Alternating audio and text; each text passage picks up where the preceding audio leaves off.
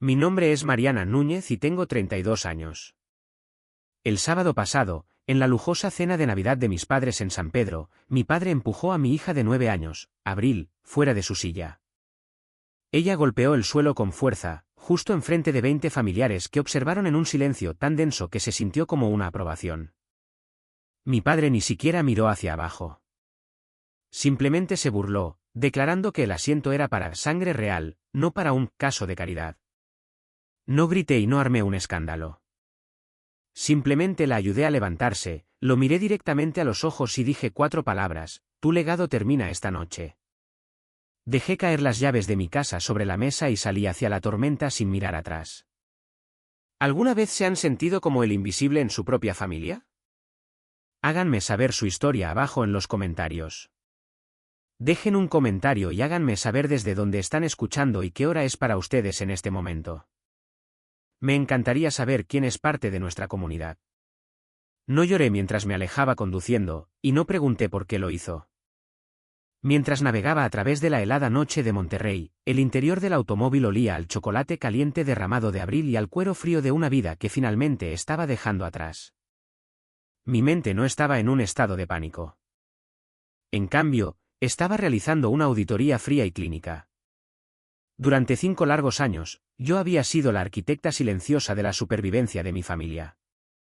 En el año 2020, la empresa de construcción de mi padre era un barco que se hundía, agobiado por 24 millones de pesos en deudas incobrables y líneas de suministro desmoronándose. Roberto acudió a mí entonces, no con el rugido de un patriarca, sino con ojos rojos y manos temblorosas, suplicando por un salvavidas. Le di todo lo que tenía. Liquidé la póliza de seguro de vida de mi difunto esposo, la única seguridad que nos quedaba a Abril y a mí, y vacié mis propias cuentas de inversión para liquidar a sus acreedores más agresivos.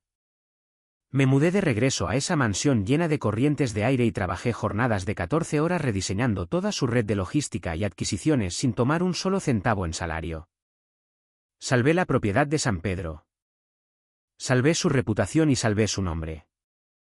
Y a cambio, Roberto y Elisa me trataron como a una capataz glorificada mientras veían a Abril como una partida en un presupuesto que deseaban poder recortar.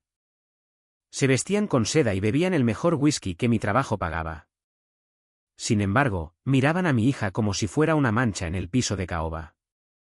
Me quedé tanto tiempo como lo hice porque creía en el mito de la familia completa. Estaba atada por la cadena invisible del sobreviviente, una prisión psicológica sin barras de hierro. Te quedas porque te dices a ti misma que si tan solo trabajas más duro, si proporcionas más valor, o si eres lo suficientemente indispensable, finalmente verán a tu hija como una de los suyos. Me había convencido de que Abril necesitaba a estas personas para sentirse completa. Pero estaba equivocada. Yo era solo la inversionista silenciosa en una versión de familia que estaba fundamentalmente en bancarrota. Mi compasión había sido un lujo de primera calidad. Ellos habían sobregirado la cuenta durante años. Y esta noche, finalmente alcanzaron el límite. Mientras veía las luces de la mansión desvanecerse en mi espejo retrovisor, me di cuenta de que esto ya no era una familia. Era una mala inversión, y finalmente estaba cerrando la cuenta con precisión letal. El sol ni siquiera había despejado el horizonte de Monterrey antes de que el buitre digital comenzara a dar vueltas. Vi mi teléfono vibrar contra la mesa de noche, no con pavor, sino con la curiosidad clínica de un científico observando un experimento fallido. Roberto lideró la carga a las 6:45 de la mañana. Su mensaje de texto decía: oficialmente has perdido la cabeza. Causar una escena como esa en Navidad es prueba de que eres inestable. Estamos discutiendo si Abril está siquiera segura bajo tu cuidado. Minutos después, mi hermana, Carla, intervino, marcando con un corazón el mensaje de mi padre y agregando su propio veneno, típico de Mariana, siempre la víctima. Has arruinado las vacaciones de mamá. Eres una psicópata desagradecida después de todo lo que han hecho por ti. No escribí una refutación, y no defendí mi cordura o mi maternidad. Simplemente tomé capturas de pantalla y las subí a una unidad segura en la nube. Para ellos, mi silencio era una debilidad. Para mí, era recolección de datos. Para el mediodía, el borrador estaba completo. Olivia, la nieta de oro, publicó un carrusel de fotos de la noche anterior. Allí estaba la mesa de caoba, el cristal brillante y los 20 miembros de la familia sonriendo.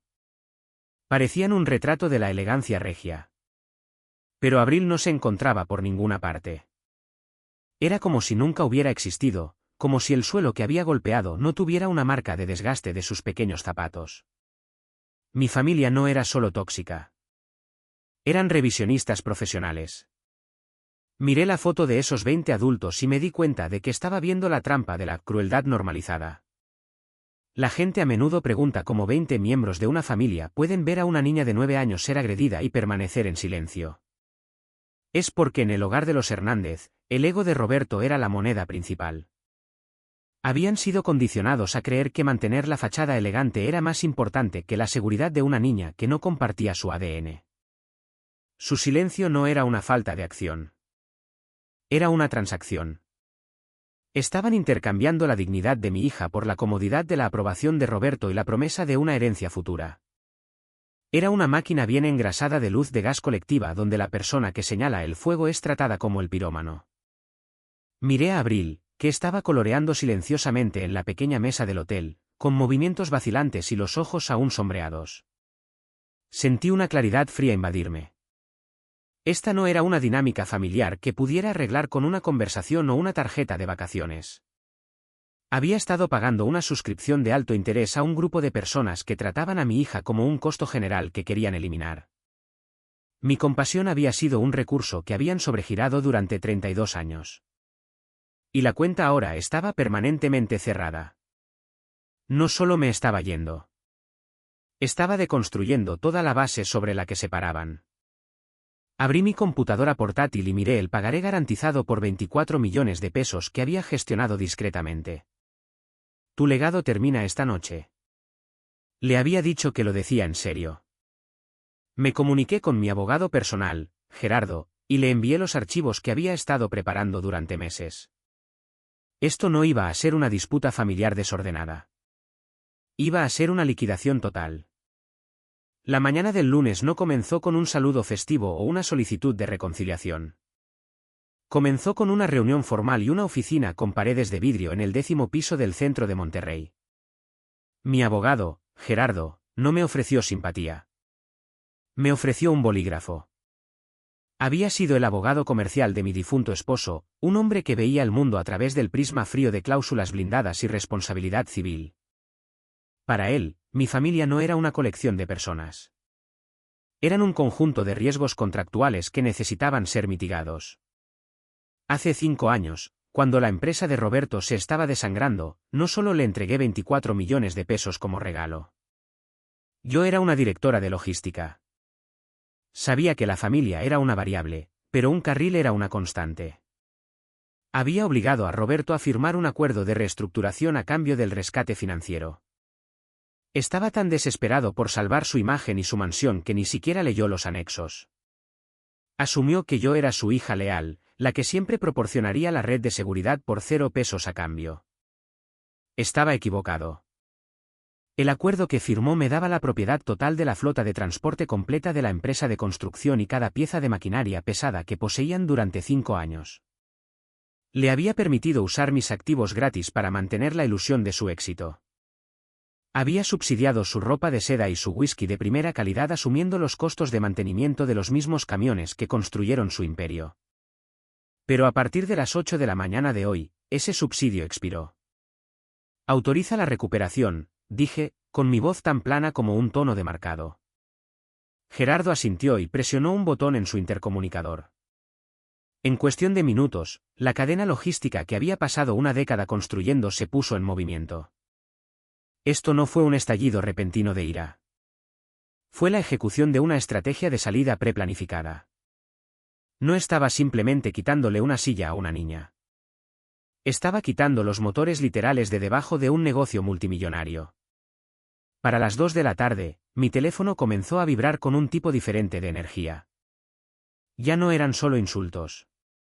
Era pánico puro y sin adulterar. Roberto llamó 6 veces en 10 minutos. Finalmente contesté en la 7ª. Mariana, ¿qué demonios está pasando?, gritó, con el ruido de fondo de un sitio de construcción frenético detrás de él. Los equipos de recuperación están aquí. Se están llevando las excavadoras.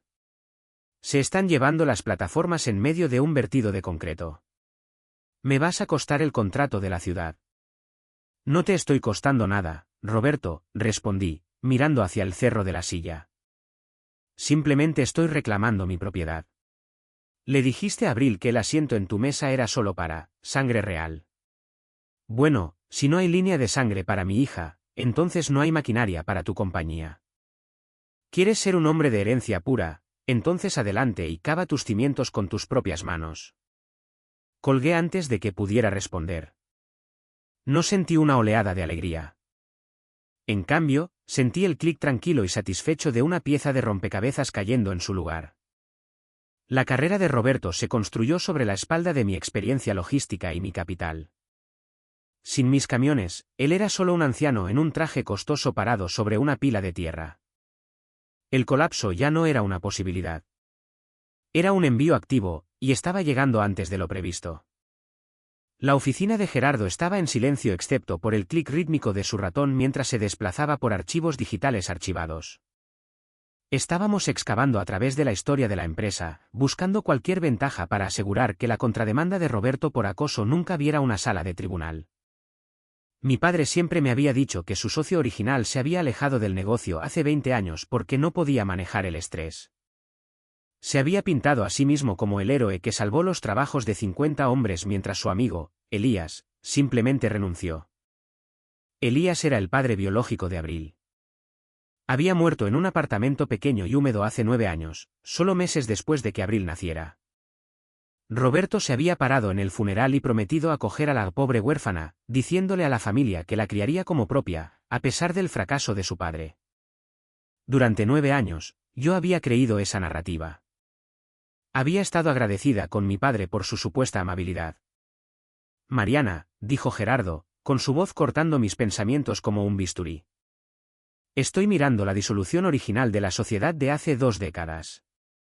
La firma de Elías no coincide con sus registros médicos posteriores o sus documentos de baja militar. Ni siquiera cerca. Abrió una vista ampliada en el monitor grande. Miré la pantalla. Pasaba mis días verificando manifiestos de envío y contratos internacionales. Sabía cuando una línea era forzada, cuando la tinta se aplicaba con la vacilación de alguien imitando la mano de otro hombre. Era una falsificación, un robo calculado y profesional del trabajo de la vida de un hombre. Roberto le había mentido a Elías, diciéndole que la compañía estaba en bancarrota para que se fuera, mientras falsificaba secretamente su firma para transferir los activos. Roberto no había comprado la parte de su socio, lo había borrado. La auditoría profundizó en el fondo fiduciario que Elías había establecido para su hija recién nacida, 10 millones de pesos. Se suponía que sería una red de seguridad, un pago de seguro y los restos de sus ahorros. Pero cuando Gerardo rastreó el flujo de fondos, el rastro condujo directamente a una transacción fechada hace 4 años. El banco había iniciado procedimientos de ejecución hipotecaria en la mansión de San Pedro. Roberto no estaba usando las ganancias del negocio para mantener su estilo de vida. Había robado 10 millones de pesos de una viuda en duelo y una bebé para pagar los atrasos de su hipoteca. No adoptó a Abril por compasión. La adoptó para controlar a la única heredera del hombre al que había defraudado. La mantuvo en esa casa, empujándola de las sillas y llamándola caso de caridad para asegurar que siempre se sintiera pequeña. Si se sentía inútil, nunca crecería para preguntar por qué su padre murió en la pobreza mientras Roberto vivía en el lujo. Él no veía a una nieta cuando la miraba. Veía una responsabilidad que necesitaba ser suprimida. No sentí una oleada de ira. Sentí una claridad profunda y helada. Mi padre no era solo un matón. Era un criminal que había pasado 20 años viviendo del botín de un legado robado. El dinero del seguro de mi difunto esposo no solo había salvado un negocio. Había apuntalado inadvertidamente un fraude de 2 décadas de duración. Llama a la fiscalía, dije, con mi voz firme y desprovista de emoción, y diles que tenemos los documentos de disolución originales. Roberto quería hablar sobre sangre real y caridad. Bueno, es hora de mostrarle quién ha estado viviendo de la caridad de quien durante los últimos 20 años. Miré la foto de Abril en mi teléfono. Ella no era un error. Ella era la legítima dueña de todo lo que Roberto pensaba que había construido. Y yo era quien le iba a entregar las llaves de su reino.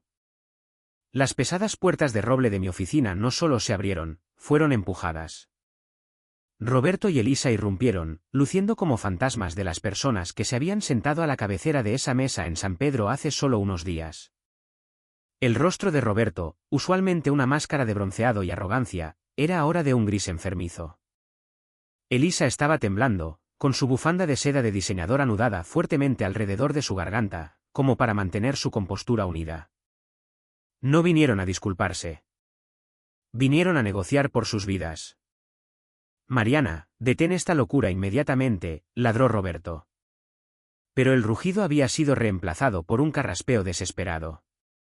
3 de nuestros sitios de trabajo principales están totalmente paralizados. La ciudad está amenazando con retirar nuestra fianza porque tus equipos de recuperación se llevaron la grúa en medio de un levantamiento estructural. ¿Tienes alguna idea de lo que nos costarán los daños y perjuicios liquidados? No me levanté. Me recosté en mi silla y los observé a través de la lente de una auditoría fría. Esta era la ilusión de poder de una billetera vacía. Personas como mi padre creen que su autoridad es una parte inherente de su alma, pero en realidad es solo un disfraz alquilado con el dinero de otras personas. Roberto no era un patriarca. Era el hombre cuya identidad completa era un balance general. Ahora que yo había retirado los activos, el rey de San Pedro era solo un anciano con presión arterial alta y una empresa en quiebra. Cuando el dinero se va, el personaje que fue construido sobre el derecho se derrumba porque nunca hubo ninguna dignidad interna para sostenerlo. La familia no se hace esto el uno al otro, Mariana, suplicó Elisa, con sus ojos rojos por lo que asumo eran lágrimas de autocompasión. Piensa en el legado. Piensa en tu hermana. Piensa en cómo se ve esto ante nuestros amigos. Legado, repetí la palabra como si fuera una moneda extranjera que había sido retirada de circulación. Pasé las últimas 48 horas mirando tu verdadero legado, Roberto. Deslicé una gruesa carpeta manila a través del escritorio. Aterrizó con un sonido como un mazo. Dentro estaban los documentos de asociación falsificados y los registros bancarios que mostraban el robo de 10 millones de pesos de la hija de Elías. Roberto alcanzó la carpeta, sus manos temblando tan violentamente que ni siquiera pudo abrir el cierre.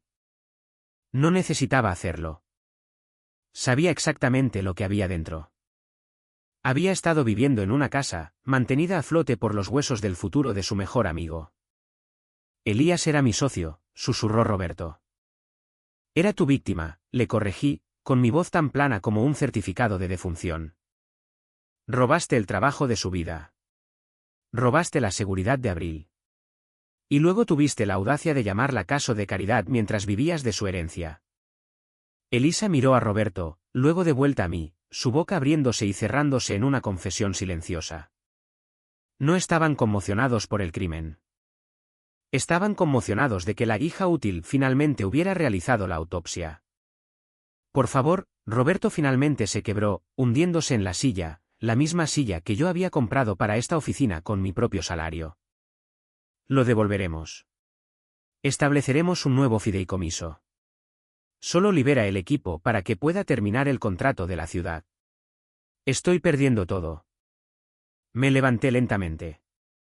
Respiré hondo, oliendo el aroma clínico de mi oficina y el leve y persistente olor metálico de la tormenta de invierno afuera.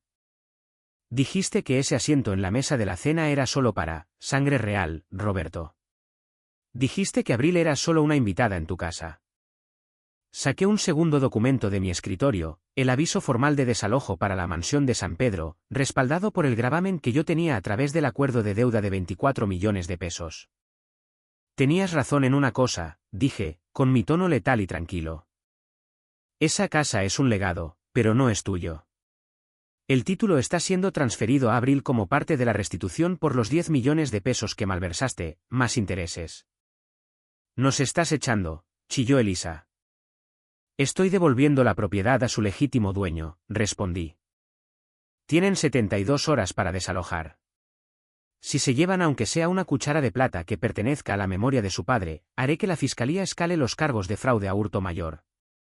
Roberto me miró y, Por primera vez en mi vida, no vi a un padre. Vi un contrato en bancarrota. Vi a un hombre que había intercambiado su alma por una silla de caoba y se dio cuenta demasiado tarde de que la silla no le pertenecía. Adiós, Roberto, dije. Y no te preocupes por el contrato de la ciudad. Ya me he puesto en contacto con la compañía de fianzas. Dado que tengo el equipo, están asignando el contrato de finalización a mi empresa para evitar sanciones. Mientras salían, desplomados y rotos, el silencio que siguió no fue pesado, fue limpio. La cuenta finalmente estaba saldada. La restitución se finalizó un martes por la mañana, exactamente 6 meses después de esa helada noche de Navidad en Monterrey. La fiscalía no vio una disputa familiar. Vio 20 años de falsificación y malversación documentadas. Roberto fue sentenciado a 3 años en una instalación federal por fraude. Su reputación como pilar de la comunidad de la construcción se convirtió en cenizas en los titulares locales. Elisa recibió 2 años de libertad condicional como cómplice. Su círculo social se evaporó en el momento en que las puertas de caoba de la mansión fueron cerradas por la policía. Vendí la mansión de San Pedro dentro de las 48 horas posteriores al desalojo. No quería el dinero, y ciertamente no quería los recuerdos.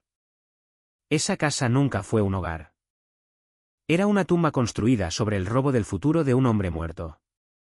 Tomé los 24 millones de pesos que recuperé de la liquidación de la compañía de Roberto y establecí el Instituto Legal en memoria de Elías. Es una fundación dedicada a proporcionar asesoría legal y contabilidad forense para contratistas y socios de pequeña escala que están siendo exprimidos por ejecutivos depredadores. Esto es lo que llamo la justicia de la alcantarilla. El castigo se centra en el pasado, pero la justicia para la alcantarilla se centra en construir el futuro. Roberto pasó su vida destruyendo un legado para mantener una imagen. Yo uso los restos de su imagen para construir un escudo para otros creando algo que ayuda a otros a sobrevivir. Hice que la crueldad de mi padre fuera completamente irrelevante. Él es una nota al pie en un registro de prisión. Nosotras somos un titular en una historia de construcción.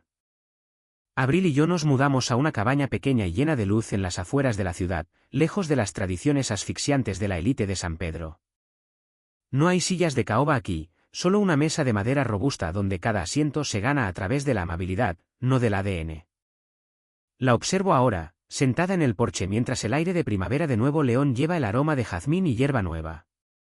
Ella está concentrada en un proyecto de ciencias para la escuela. Sus rizos oscuros rebotan mientras me explica la mecánica de un sistema de filtración de agua. Ella ya no es un caso de caridad. Ella es la legítima dueña de su propia vida. Me he dado cuenta de que no solo rescaté a mi hija. Me rescaté a mí misma de la cadena invisible del sobreviviente. Dejé de pedir permiso para pertenecer a un grupo de personas que solo valoraban mi utilidad. Desromanticé la línea de sangre y la reemplacé con un balance general de carácter real.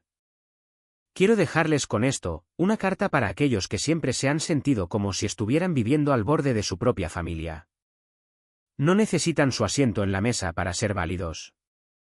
No necesitan la aprobación de personas que solo ven su valor cuando están redactando un retiro. Si los empujan fuera de la silla, dejen que se la queden. Es solo un pedazo de madera en una casa que ya se está desmoronando. Ustedes son los arquitectos de su propio amanecer. Y tienen el poder de construir un reino donde la sangre es solo un hecho biológico, pero la familia es una elección que hacen cada uno de los días. Gracias por escuchar hasta el final. Si la historia de Mariana y Abril los inspiró, por favor compartan este vídeo y presionen ese botón de suscripción. Me encantaría escuchar sus pensamientos sobre esas 4 palabras que Mariana le dijo a su padre. Recuerden, su valor no es un legado que alguien les da. Es una vida que construyen para